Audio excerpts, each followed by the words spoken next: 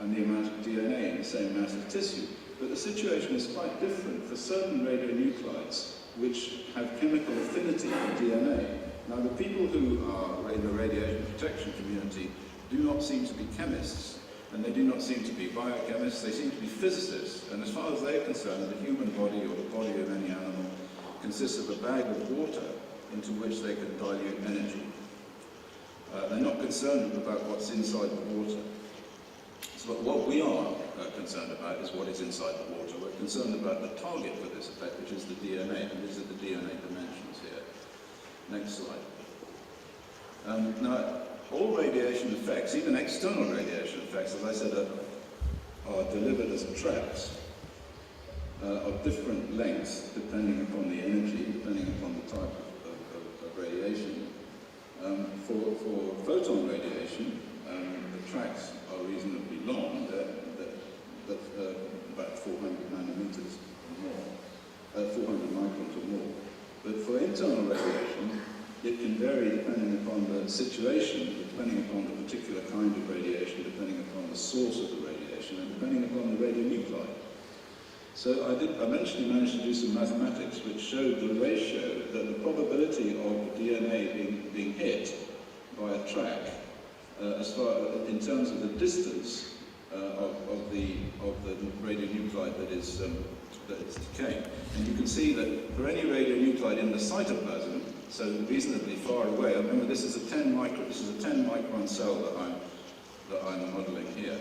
So you have to get within about 50 nanometers before you start to see an increase in the probability of hitting the DNA. Next.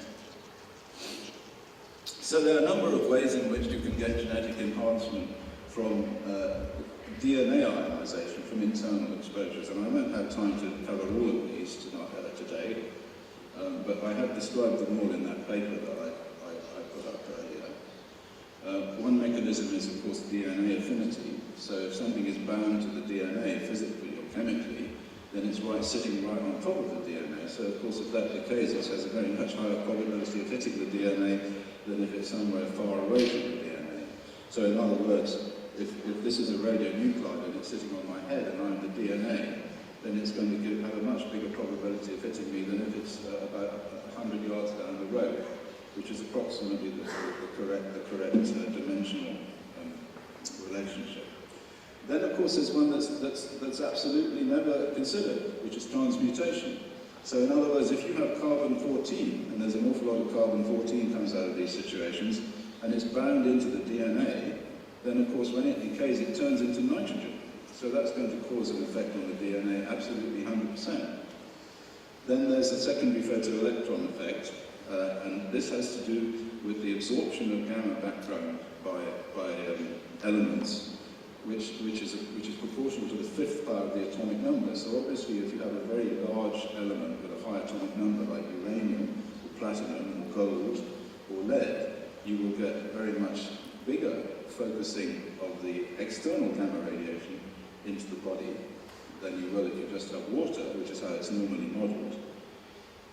And of course, if that radionuclide is also bound to the DNA, which uranium does do, binds very strongly to the DNA, then it's going to focus external background radiation into the DNA.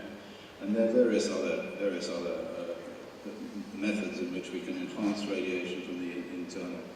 I mean, one of them is these hot bottoms, which I just mentioned. Next slide. So here's I'm going to say a few words about transmutation, because it's something that has never really been considered in radiation protection, although it should have been. As I said, carbon-14 can be absorbed into a whole range of biological substances in the organism, changes suddenly into nitrogen. You've got tritium, which exchanges with all the hydrogens, and of course we're mainly composed of hydrogens. A lot of the chemistry in our body is a result of hydrogen exchanges. If that's tritium, it suddenly changes into helium, and it introduces an ionization, 100%. Then you have sulfur-35, you have iodine, and you have phosphorus-32. All of these are intrinsic and basic building blocks for the materials which life uses and has developed using over evolutionary timescales.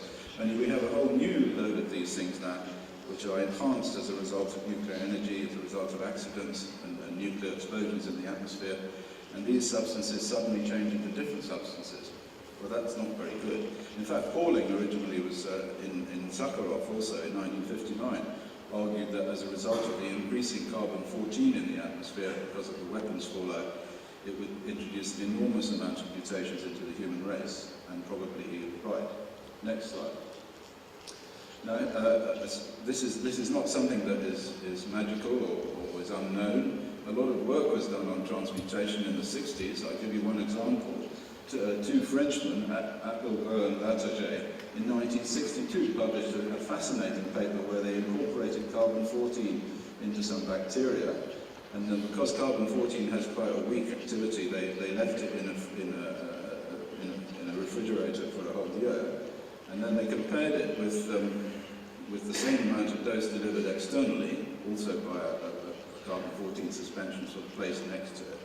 And they found that there was 160 times efficiency, lethality, from the incorporated carbon-14 transmutation effect compared with the external radiation from the beta particles from the carbon-14. And this has been in the literature since 1962, but of course none of the radiation protection agencies have done anything about it, haven't incorporated it into radiation protection. Next slide.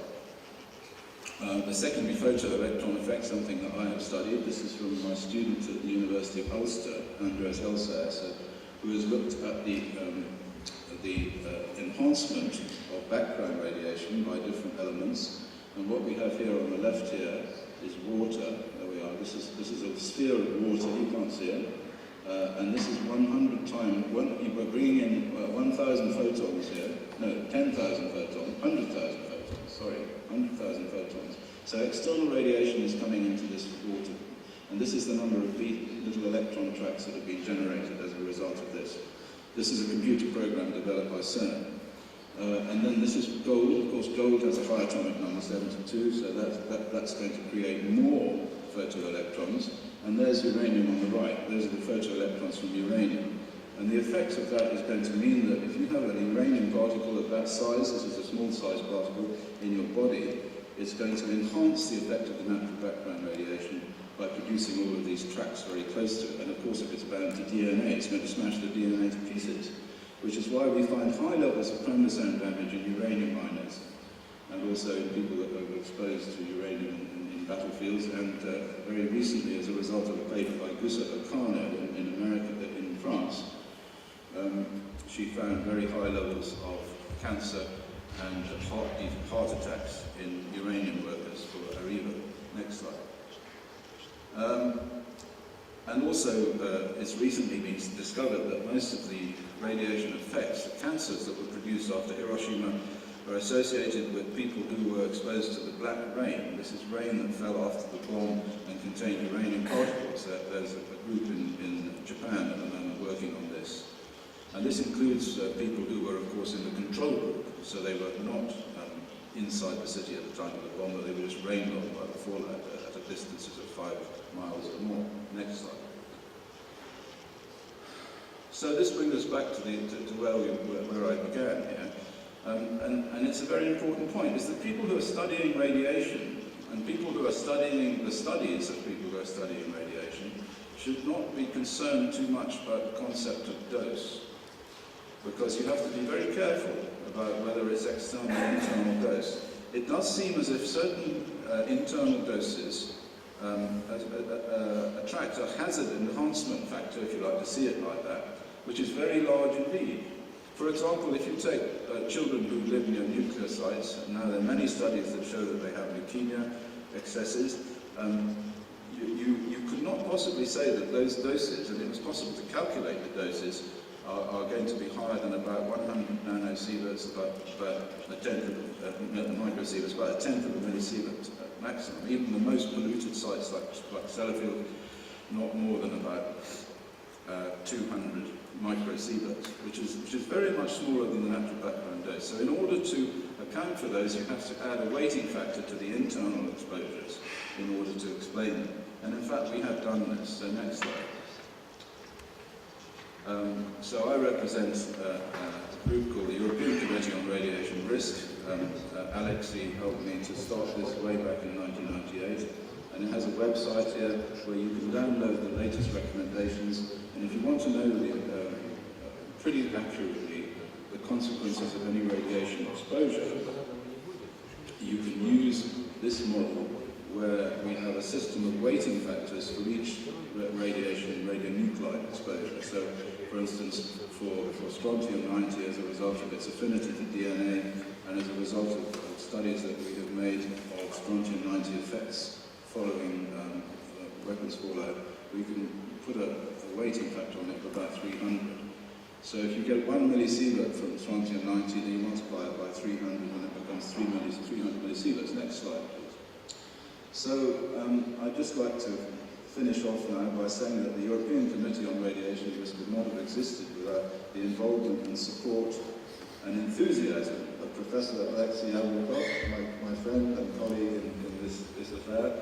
And it has been extremely successful, this book, this study, and this model. And it's won several court cases, and I'm sure it will win a lot more.